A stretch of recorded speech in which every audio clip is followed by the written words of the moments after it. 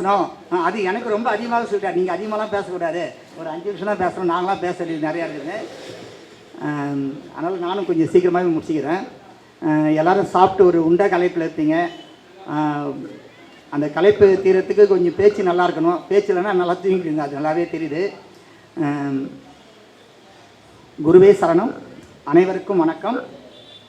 இந்த விழாவினை மிக விமர்சையாக சிறப்பாக செய்து கொண்டிருக்கும் சிவன் என்ற சிவராமிகம் ஐயா அவர்களுக்கு என்னுடைய பாராட்டுகளை தெரிவித்துக் கொள்கிறேன்.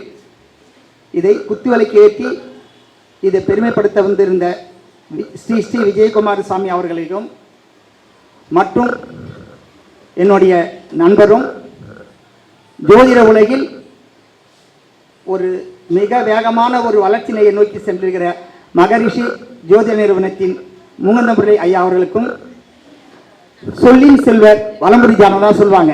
அது நான் சொல்லின் செல்வராக யாரை பார்க்குறேன்னா நம்ம சின்னராஜ ஐயாவை தான் பார்க்குறேன்.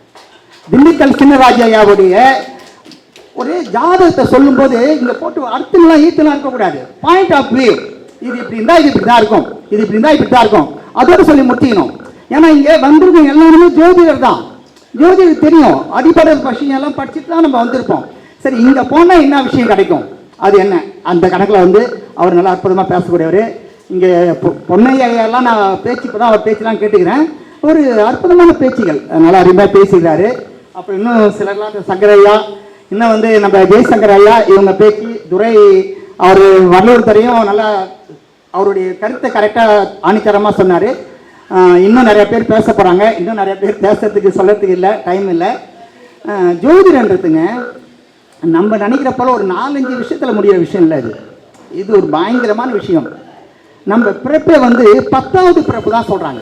மனித ஜென்ம பிறப்பே 10வது பிறப்பு தான். அதுக்கு முன்னாடி என்னென்ன போகிறதே வேறு விஷயம். எப்படி இருந்தியோ எந்த கர்மா பலனில் 10வது பிறப்பு தான் ஜோதிட பிறப்பு. அந்த 10வது பிறப்பு தான் அடுத்த பிறப்பே வருமா. அப்போ உயர்வான ஒரு பிறப்பு நம்ம ஜோதிட பிறப்பு. அந்த ஜோதிட பிறப்பு சொல்கிறது நிறையா விஷயம் சொல்லலாம். 2000, 4000, 7000 எல்லாம் பேசலாம். எதுவுமே இல்லை.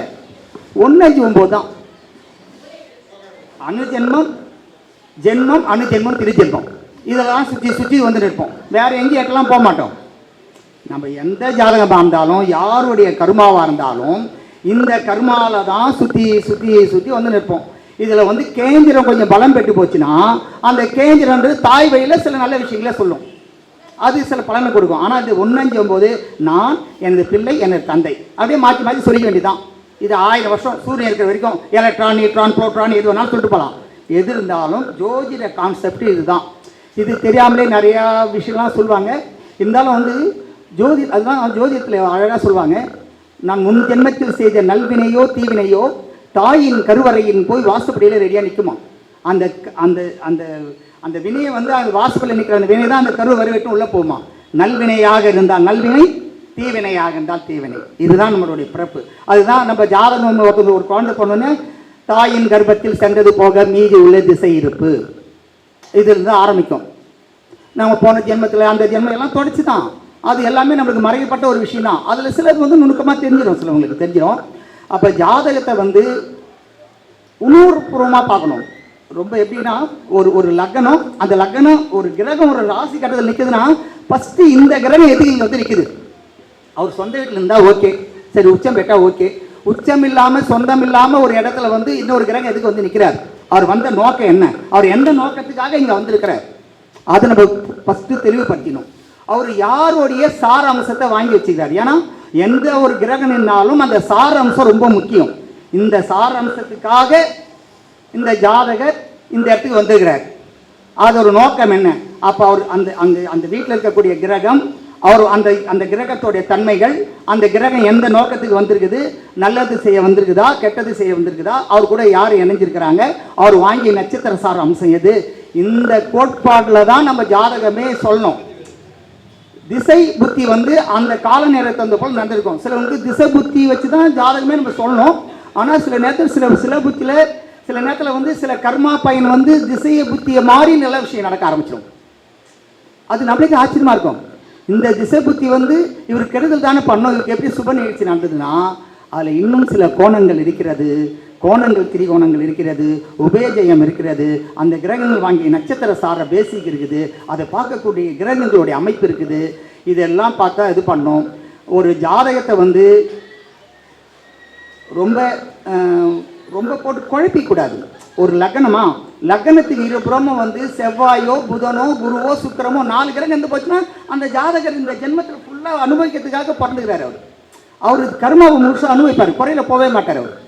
ஒரு லக்னம், அந்த லக்னத்திற்கு இருபுறமும் செவ்வாயோ அல்லது சுக்கிரனோ அல்லது புதனோ அல்லது குருவோ இந்த 4 கிரகம் இருந்து போச்சுன்னா அவங்க நிச்சயமாக இந்த ஜென்மத்தை இந்த கர்மாவை முழுசுமாக அழிச்சிட்டு போயிடுவாங்க. அதில் ஏதாவது மாறுபட்டு இருந்து மறையப்பட்டு இருந்தால் தான் அவங்க குறை கர்மாவாக இருக்கும். அப்படியே ஒருத்தவங்க அவசரப்பட்டு என்னால் குடும்பம் பண்ண முடியல, என்னால் தாக்கு பிடிக்க முடியல, நான் ஏதாவது செஞ்சுக்கிறேன் சொல்லி செஞ்சிட்டாலும் மறுபடியும் பிறந்து தான் ஆகணும். அந்த சொச்சத்தை தீர்த்து ஆகணும். அது ஒன்றும் பண்ண முடியாது. அது வந்து பிரபஞ்ச தத்துவத்தில் அது இன்னும் தூரமாயிடும். ஏன்னா பிரபஞ்ச தத்துவத்துடைய கால நேரங்கள் வேறு. அதுதான் தேவதாசன் ஒரு பழைய படத்தில் ஒரு ஜமீன்னு அவருடைய நண்பர் நம்பியார் இருப்பார். அந்த நம்பியார் வந்து எல்லாத்தையும் கடன் வாங்கிட்டு வந்துடுவார். கடன் வாங்கிட்டு இவர்கிட்ட வந்துடுவார். எல்லாம் கேட்டுன்னு வருவாங்க. அப்போ ஜமீன் வந்து எல்லாருக்கும் சமாதானம் பண்ணி காசு கொடுத்து அனுப்பிட்டு நீ ஏன் கடன் வாங்காமல் இருக்க மாட்டியான்னு சொல்லி கேட்பார். அதுக்கு நம்பியார் ஒரே வார்த்தை சொல்லுவார், நான் கடன் பெற்றதால் தான் இந்த பூமியில் பிறந்தேன், நான் கடன் பெறலாம் நான் ஏங்க பிறக்க போகிறேன். கர்மா பயன் கடன் பெற்றதால் தான் பிறந்தோம். அதனால் வந்து ஒவ்வொருவரும் அந்த கர்மாவை உணர்ந்து சரியான வழியில் இப்போ இருக்கிற அந்த பூர்வ புண்ணியத்தை நம்ம வளர்த்துன்னு நல்ல வழி எல்லோரும் இருந்து நல்லபடியாக செயலாக்கணும். கால நேரம் வந்து ரொம்ப குறைவாக இருக்கிறதோட்டு நம்ம எதுவும் சரியாக அதிகமாக பேச முடியல. இருந்தாலும் வந்து இன்னும் இதோட பெரிய பெரிய பேச்சாளர்கள் பேச்செல்லாம் நம்ம கேட்கறதுக்கு ரெடியாக இருக்கிறோம். அதனால் ஜாதகம் பொய் அல்ல, அது சொல்பவர்கள் பொய்யர்கள். பொய்யர்கள்னால் எப்படின்னா ஒருத்தவங்க ஒவ்வொரு கருத்து சொல்லுவாங்க. ஆனால் ஜாதகம் அது விஷயத்தை அது கரெக்டாக செய்யும். எல்லாருக்குமே, எனக்காக இருந்தாலும் உனக்காக இருந்தாலும் யாருக்காக இருந்தாலும் ஜாதகம் கர்மா பயன்படியே ஒரு ஜாதகர் எந்த பிறந்தாரோ அந்த பிறந்த பலனை சரியாக அவர் அனுபவிக்க அந்த ஜாதகம் வச்சிடும். ஜாதகம் பார்க்குறோமோ பார்க்கல அது வேறு விஷயம். அது மட்டும் செயல்படவும். அனைவருக்கும் என் ஒரே கேட்டதுக்கு நன்றி.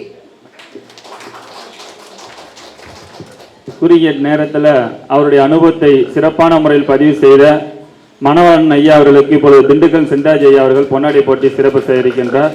உங்களுடைய உற்சாகமான கைத்தட்டலோட அடுத்த